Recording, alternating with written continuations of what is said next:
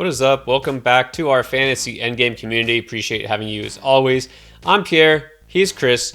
We're here to talk about running backs we absolutely love heading into 2022. Look, a lot is going to change. There's free agency, the draft, training camp, still pretty far away.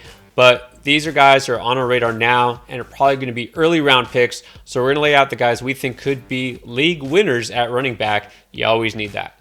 All right, Chris, you're up first. Who's running back you're definitely going to want this season? Well, I've already talked a lot about Najee Harris, so I'm not going to talk about him again. But I'm going to talk about another second-year running back that I now love, and that is Javonte Williams. Because even though Melvin Gordon hasn't officially signed anywhere, the reports are that they couldn't make it work in Denver, and he is not coming back.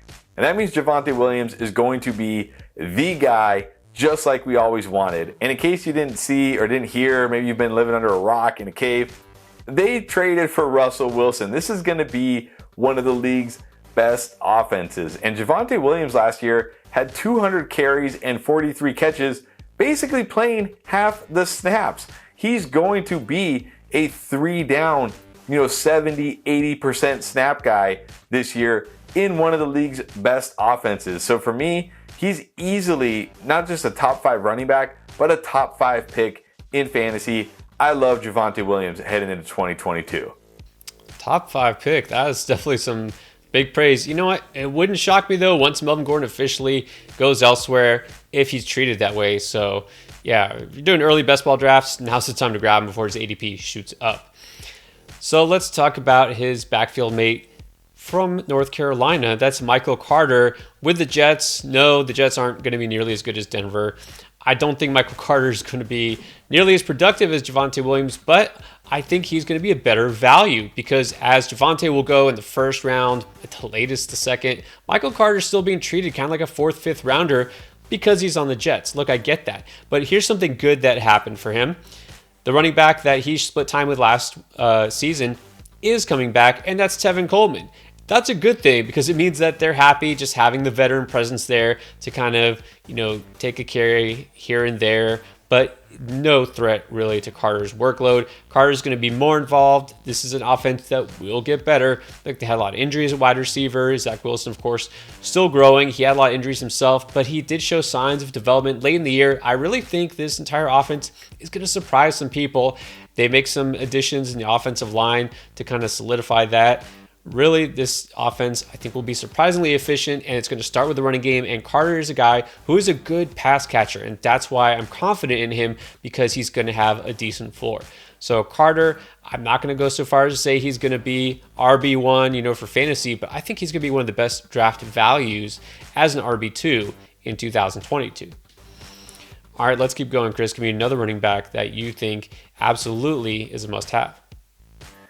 Well, we always said Joe Mixon was a good running back who just needed to stay healthy. He stayed healthy last year, and he was great. And I think he's going to be even better next year because what was the one thing this Bengals offense was lacking? Offensive line, right? The offensive line was terrible. Joe Burrow was sacked 50 times, 51 times actually. And even with that, they were still one of the most efficient offenses when it came to scoring touchdowns. They've done some great work so far in free agency to bolster this offensive line, signed some of the best O-linemen that were available in free agency. This offensive line is going to be significantly better next year, and that is good for Joe Mixon. It's good for the whole offense, but especially good for Joe Mixon. He's going to be able to run behind much better holes, much better blocking. We know he is going to get a ton of opportunities to score because, like I said, this is a high-powered, highly efficient scoring offense. I love this entire Bengals offense in 2022, but I especially love Joe Mixon. Finally stayed healthy last year. If he can do it again this year, he's a lock to be a top 12 RB1. There you go. All right, so my next pick might be surprising only in the fact that I didn't put him first. That's a guy I love, always will love, is Cam Akers. So I think I had him pegged for like fantasy MVP heading into last season. And then, of course, tore his Achilles, missed the whole season, except he didn't. He came back miraculously late in the year, a couple touches. And then look what happened in the playoffs. Here's the thing. People thought he shouldn't even be on the field. He wasn't going to be anywhere close to being back. He did, and he got in the playoffs, right? Of course, Rams in their Super Bowl run, 17 carries, 24 carries, 13 and 13 in the Super Bowl. So that doesn't look like a guy that they were slow playing. They fed him the ball just like always. Now, I will admit he wasn't very good, right? He wasn't very efficient. He averaged barely over 2 yards a carry. So it's not as if he, is the reason that they did win a championship. But the fact that he got that kind of workload, even coming back right off of that injury, that tells me he's clearly the bell cow there. Look, Sony Michel did fine. He's a free agent. He'll go somewhere else. Darrell Henderson did fine in relief, but I think it's obvious that once Akers is fully healthy, he is the guy. Henderson will come in just once in a while, to relieve him, but I think Akers is going to get a ton of carries. He's going to be back to being his explosive self by the time next season starts. I really think he's going to be undervalued, and I'm going to grab him all over the place at a discount. So, yeah, I still love Cam Akers. All right, Chris, who is your final running back that you love? Well, I love this guy, not because necessarily I think he's going to be, a top 10 or top whatever running back, but it's more for the value you can get him at, and that is Elijah Mitchell. I did love him last year as a late round pick. He was one of my highest owned running backs in best ball, helped me win a lot of money. And when he got a chance to be the guy in San Francisco, you know who else loved him? Kyle Shanahan. Because every time Elijah Mitchell was healthy, he got fed, and he got fed often. Now, granted, he's not, the type of guy who's built to get 25 plus touches every single week. So you do have to deal with him getting banged up and missing games from time to time. But in the mock drafts we've done so far, this is a guy who's going in like the 5th, 6th rounds of your draft, who's going to give you high-end RB2 numbers every time he's on the field in a Kyle Shanahan offense. So to me, I don't understand why people are sleeping on this guy so much. I'm not worried about Trey Sermon.